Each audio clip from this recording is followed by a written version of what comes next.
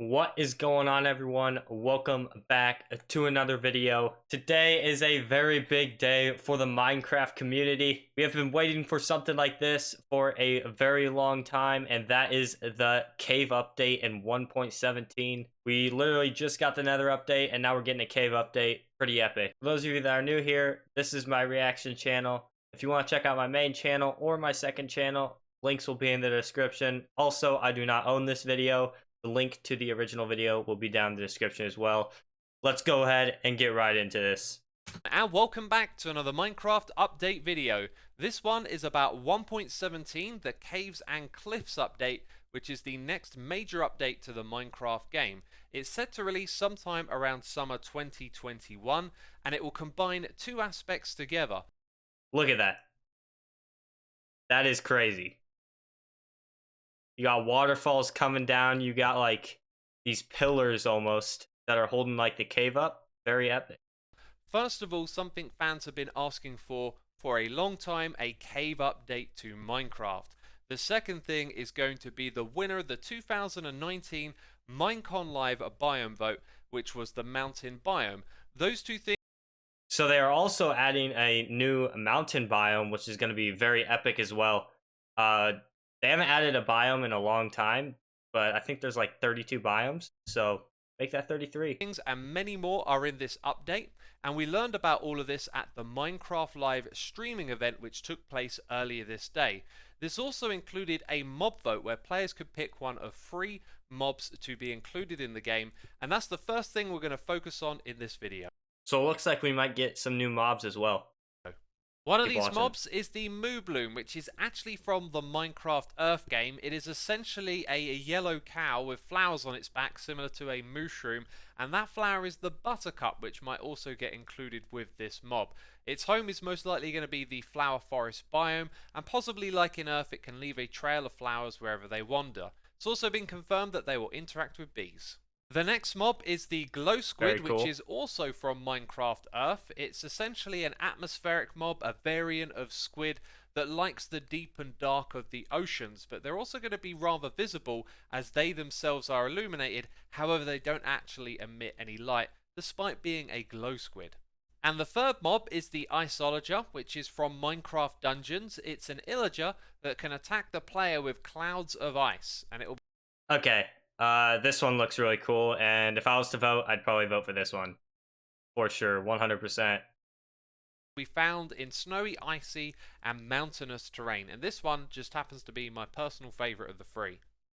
So we'll find out at the end of this video which one won the vote, but for now we're going to check out this massive update which has taken the team a long time to design. They've been doing playstyle mapping so that they can include something for every type of Minecrafter, and obviously... Okay, if you're new to the channel, I absolutely love water caves, and this is amazing. It just looks so clean. Like, look how open everything is. Like, a problem I have with a lot of cave systems is they're so closed and tight, but it seems like with this update, they're going to be getting a lot more space. Love to see it. There are big changes to the caves that you're seeing right now. You might notice that ores are glowing. Look at this that. is a purely demonstrational thing to light up the caves and to give you a sense of scale. And thanks to implementing 3D biomes, which they did a few updates back, these cave biomes can now range in size. They can overlap with all sorts of Look at the scale of that thing. Huge caverns and narrow... Like, right now in the current state of Minecraft, you will never see a cave this big. I love it. Tunnels, and there's also a local water level which allows some... And I also wonder with the caves being this big, if they're gonna like drop the rates of ores, because like with that much space, you're bound to find diamonds left and right, but we'll see what Mojang does with it. The caves to be flooded and generate waterfalls into other ones and have underground lakes. It is just simply superb, and there is so much more to see. Cool. The first of these new cave biomes we're going to check out are the dripstone caves, and immediately you're going to notice the stalagmites and the stalactites. So that's another thing I like as well. That's very good news to hear, is that there are cave biomes now. Love that. And looks like we got some shards. I don't know what to call these, but I've been inside a real cave before, and I've seen these things before, so that is very cool. they are not blocky, and this was quite a bold decision, but the more I look at it, the more I think it actually works. And this is going to be an immersive yet dangerous environment, as stalagmites can drip water into cauldrons and fill them up. They can also fall from the ceiling and cause harm to any entity. They can fall? Okay, so that's big time. I bet with this new block, I know it's not a block, but we'll just call it a block, you might be able to make some very cool redstone farms with this thing. And when you're navigating through these caves, I personally play hardcore Minecraft, so I need to be very careful that one of these things doesn't fall on me and just destroy my world. That's kind of scary, but I love it. That's nearby, and if an entity falls on a stalactite, they're going to take some damage. Yep. So you'll have to be cautious when navigating through this biome. The next one so even if you jump on it, it's going to damage you. Very cool. We're going to see is the lush caves full of new foliage and blocks. I'll do my best to list all of them. Lush caves. First of all, the azalea tree, a new tree type, is what leads you to them. You'll notice it has some flowery leaves. So you have something that leads you to this cave, and I wonder if this guy didn't just dig a hole down, or if it's actually like this. If the world generation is actually where it just drops straight down into a cave, that's so cool. At the bottom of each of these trees, where the roots go into the ground, looks like it might be. That's how you'll find your entrance into this new cave type. Look at that. Oh, that just looks so good. You got these lights. Looks like there's going to be a new light source as well. Beautiful. Which is lighter and brighter in general. It is full of all sorts of foliage here. There are spore blossom flowers which drip particles and can actually be moved, so you can bring... What is that? What is this?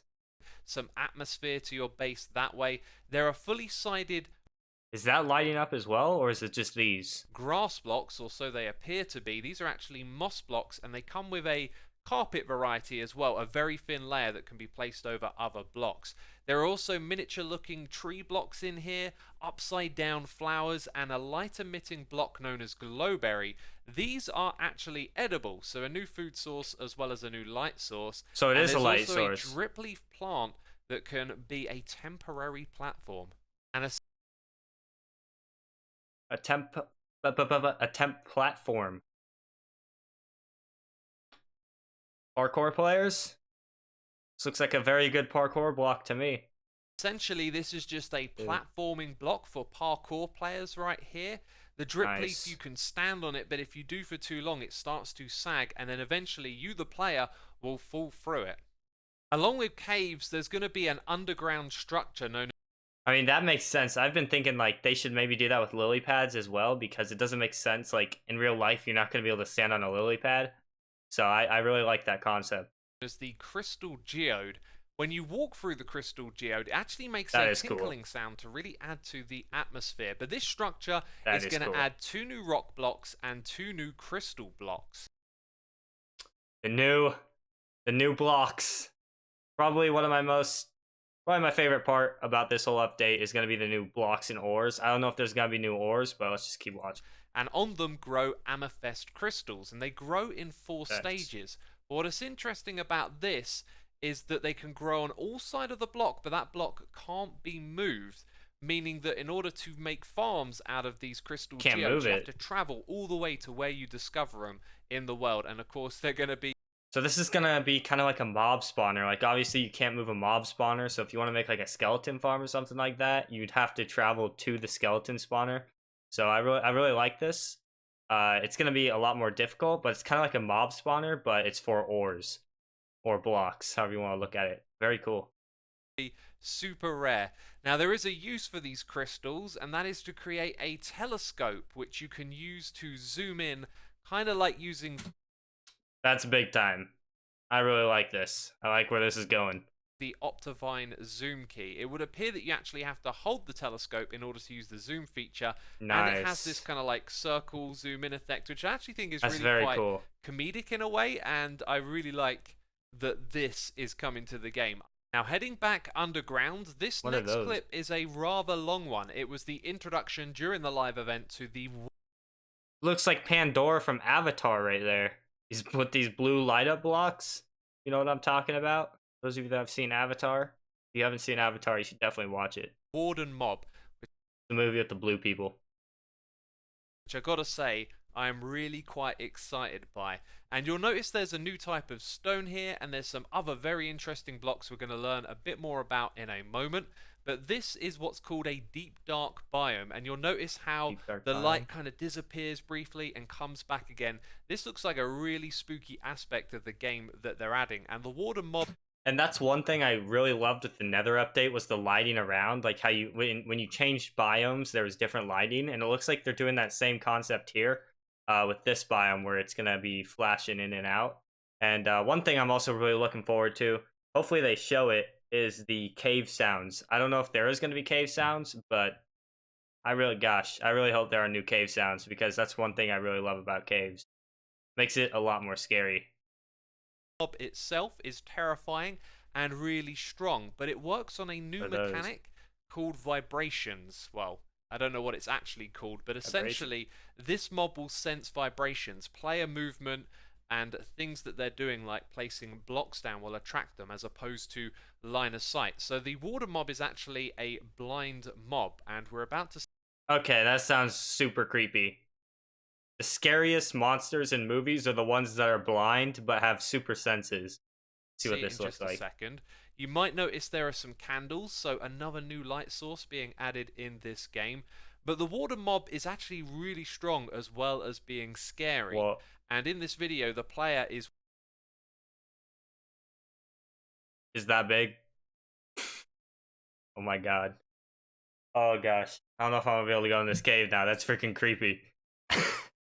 That's so scary looking. Full netherite gear, and we're going to see them get attacked by this mob. Now notice how it moves to where the snowball lands. That's because it goes towards the vibrations, right? It's looking for a player, but that's so cool. The player has to move about and make noise to attract the warden, or it can use projectiles, maybe an arrow, to send it in a different direction. But here it is. It's now coming after the player, and it is absolutely terrifying, especially with that effect where the cave goes dark briefly and then comes back again.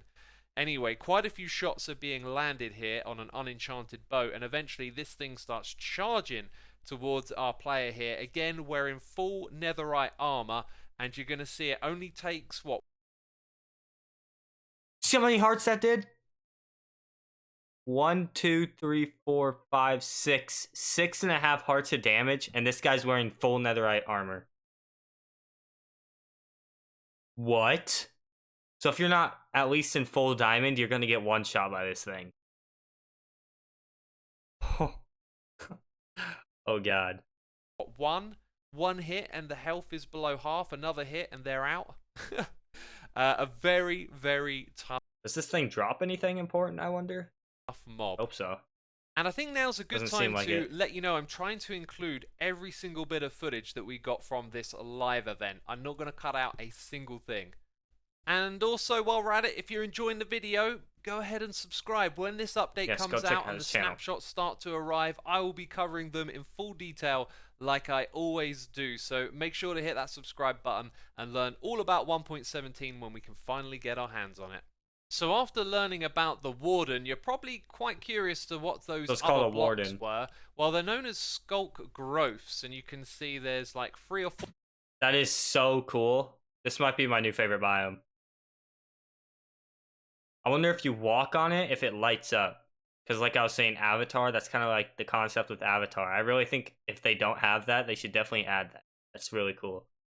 4 different types of them over here, and one that we're going to learn about is the Skulk Sensor. This is going to be able to help you make wireless redstone, which is definitely an exciting thing. Wireless redstone. But what it does is it detects vibrations, things like blocks being activated, like this piston. Okay, this might be one of the bigger updates for redstone, I can already tell. Which is actually currently not a redstone guy, but footsteps from a player, a block being placed or broken. And one of the things that can actually dampen these vibrations is walls. So you'll see now the piston being activated isn't on a loop because the wall blocked the vibration from getting to the shulk sensor. And of course they wanted to show off the wireless redstone, and they gave us this demonstration right here. You can see the vibrations were essentially sent in a diagonal line up and onwards up to the firework rocket at the end. When we I already can't wait to see what Mumbo Jumbo does with this. I'm just gonna say it straight up. I cannot wait to see what Mumbo does with this stuff. Take a look again in just a second. Pay attention to the particles. There are little particle effects moving across. And I noticed with those particle effects, it's like the same things that warden had when the vibrations hit and it went to the warden and it tracked you. I noticed it's kind of like that same concept. It's the same type of particles. Showing where the vibrations go from one place to another. Anyway, it's pretty obvious this is a massive change for Redstone. Definitely. Heading back underground to the Lush Caves, we're going to be introduced to a mob that lives in them. This is the Axolot. Okay, before we get into the Lush Caves, I like how this dude just has 44 rotten potatoes. I don't know why I saw that. It's just funny. Mob. I'm probably pronouncing it incorrectly, and it lives inside of the Lush Caves in the watery areas because it is a water mob. It's also a companion mob as well. It can come on adventures with you because you can pick it up with a bucket of water, similar to a pufferfish. And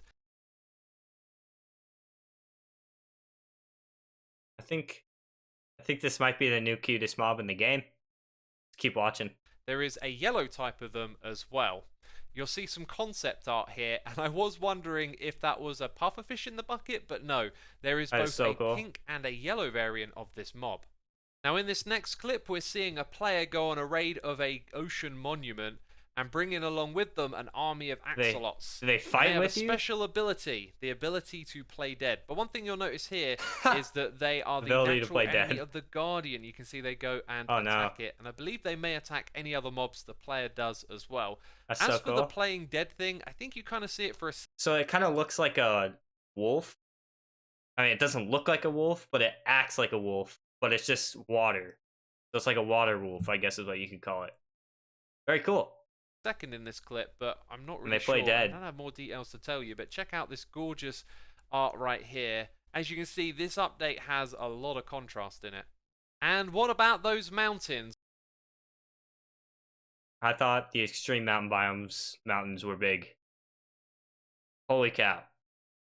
Those are some big mountains. Well, this screenshot is actually all I've got from the show to share with you. You can see it's a massive overhaul for this biome. It'll also include a I love how it has like the snow and ice on top. Love that. Powdered snow block that the player can sink into, and leather boots are going to be the only thing that lets you walk on powdered snow without walking in. These biomes will also be home to the goats. Really? Okay. So with powdered snow, you're going to have to be very careful. You're going to have to use leather boots when you're walking through these mountain biomes because you don't want there to be a hollow block of powdered snow and you're wearing iron boots or something like that. You're walking and then you just fall through and fall to your death. Leather boots are the new meta. Very cool. And we got goats. Featured in this video, they're not actually in the overhauled biome at this point in time, but you'll see that they have... I didn't know goats could jump that high. My god, what the heck? Have an incredible jumping ability and a huge amount of knockback when they attack as well. So they're going to be both vicious and kind of adorable in my opinion. And you know what else is adorable? This wonderful concept. Yeah, I'm staying away from goats. Art right here.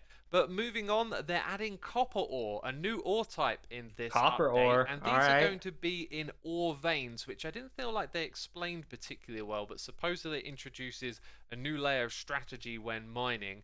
Now this stuff can be turned into... I love that look. That is a very cool look. Look how shiny it is. Very cool. Copper blocks, and they have a special feature. They will actually age over time, and the copper will slowly turn from orange to green, which is fantastic. Maybe you can't build with it. I counted the days in this time lapse. It is 16, so roughly. I guess that does kind of look cool, though. And your copper changes from one color to another. There also won't be any new armor or tools made with copper, just the... So your house goes from orange to blue, so you'll kind of have to plan with that if you want to build at this block. I really like that it ages, though. That's really cool. That definitely makes sense. It's realistic. But there is something that you can make with copper, and that is a lightning rod. Now, lightning in this game can set a light to wood, so you... Alright, this sounds really cool already. One thing I really like to do is collect mob heads. And you have to get a charged creeper, which requires that creeper to get struck by lightning. and then you have to blow that creeper up on another mob, and it will drop a mob head. But getting in, if you don't have like a trident with channeling on it, it's really hard to get lightning to strike a creeper. So this could be a whole new method. You could build a wooden structure and then return to the game to find out that it's been burned down. So a solution to this is to attract lightning to a copper lightning rod, and this could potentially emit redstone signals and will probably most likely be used to make charged creeper farms, of course. Now this next clip showcases Charge creeper farms. That sounds very cool to me. Bundles, which is Mojang's attempt to address inventory management, the massive items in the game, the clutter that fills up your inventory constantly. This is essentially going to be a bag that can hold a stack of items, but the trick is you can put any type of item into it. So it could hold 64 unique items, and then that way you can just chuck in all the clutter that accumulates inside of your inventory. And personally, I don't really think this is a great way to do it. You can see how it works here. I can't help but feel you're then going to end up managing bundles all the time, and they're just going to lie around full of junk. I mean, we do have shulker boxes already, but I mean, if you want to go and like collect flowers or something, like obviously you don't have to use this. You don't want to, but I like the idea. I think it's pretty cool. But obviously this is just in the beta. Not even the beta, like pre-release, and they could definitely do a lot of changes to this, but we shall see. I'm not entirely sure about this, but obviously you got to play with it to really know, so we'll have to wait and see.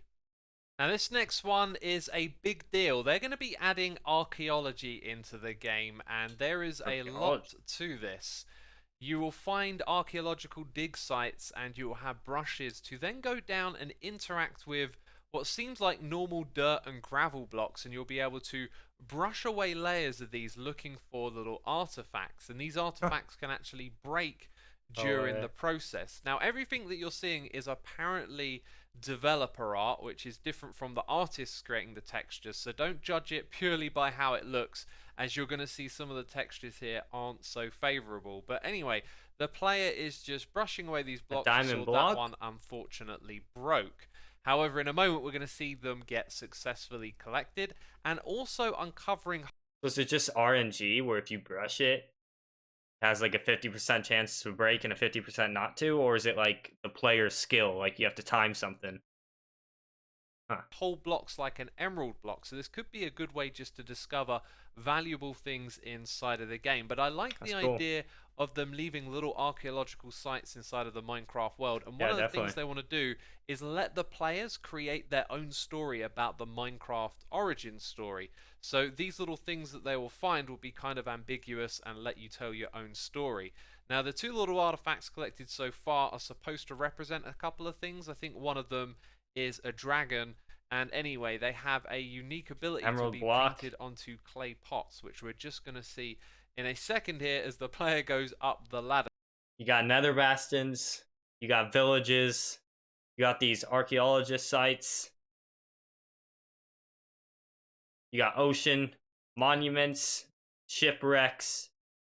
Not ocean monuments, that doesn't count. I'm listing off things that you can go to early game, and you can get full diamond armor in a couple of days with all this stuff, like a couple of Minecraft days. Just walk around and loot these things. Big time. So you can see some organized artifacts that have been collected. Again, this is all developer art, so the final product should look a little better than that, but the idea is that they tell elements of the Minecraft story, and then the really cool thing here is that they're going to be able to be used to be put onto these clay pots, which are just over here, and you can see some have already been put on. So the player can walk up to them with a little artifact, do a right click probably, and put it onto the clay pot, and then they can also cook it into a full pot where it then gains the terracotta color all the way around. So this will be allow you to make really unique items that are, you know, kind of very customizable, and possibly then get thrown into details for builds and little tricks like that. So this offers up a lot of options for the players. It does, however, look like it's in the early stages of development and possibly has a long way to go yet. Jens also popped in to talk about the combat update he's working on, which he wants to have the same feel whatever platform you're playing it on, which reminds me, this update 1.17 is going to be a parity release, meaning in summer of 21 it's going to come out on the PC at the same time as the console and all the other versions of Minecraft. That's good. So there's good. one thing left for 1.17, and it's the mob vote. The mob that's going to be added is the glow squid. I've got to say, I feel let down. Personally, that one was the least interesting of the three to me. But there you go. The Minecraft community has voted. Oh, we could have had a pillager that literally drops ice on you, but we chose a squid that glows. It's still cool, but it'll be a good meme. Look at him. And the glow squid will be the mob added to 1.17.